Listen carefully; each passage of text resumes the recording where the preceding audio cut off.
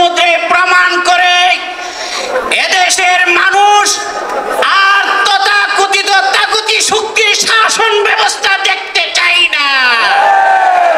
আগামী দিনে ইসলামী রাষ্ট্র দেখতে চায়।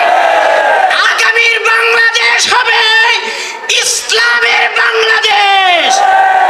আগামীর বাংলাদেশ হবে কোরআনের শাসন ব্যবস্থার বাংলাদেশ। এই জাতীয় সমাবেশে এখন আমাদের সামনে বক্তব্য রাখবেন বাংলাদেশ খেলাফত আন্দোলনের সম্মানিত নায়েবে আমির বিশিষ্ট আলেম দ্বীন জনাব মাওলানা মুজিবুর রহমান হামিদি। জনাব মাওলানা মুজিবুর রহমান হামিদি।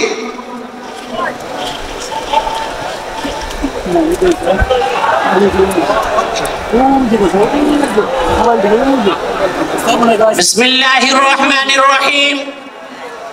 বাংলাদেশ জামাত ইসলামী আয়োজিত আজকের এই মহাসম্মেলনের সম্মানিত সভাপতি,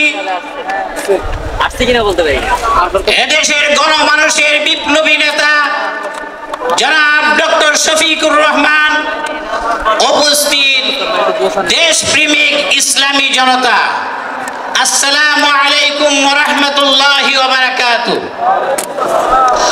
সংগ্রামী তৌহিদি জনতা, আজকের এই মহাসম্মেলনে লক্ষ লক্ষ মানুষের জন্য আগামীর বাংলাদেশ হবে ইসলামী জনতার বাংলাদেশ।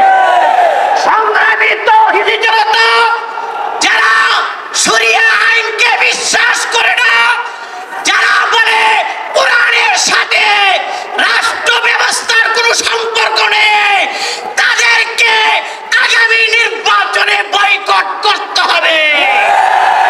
তারা অতীতে এদেশের জাতির কোনো কল্যাণ দিতে পারে নাই। জাতির কল্যাণের জন্য, গণমানুষের মুক্তির জন্য খোলাফায়ে রাশেদের অনুকরণে ইসলামী হুকুমতের বিকল্প নেই।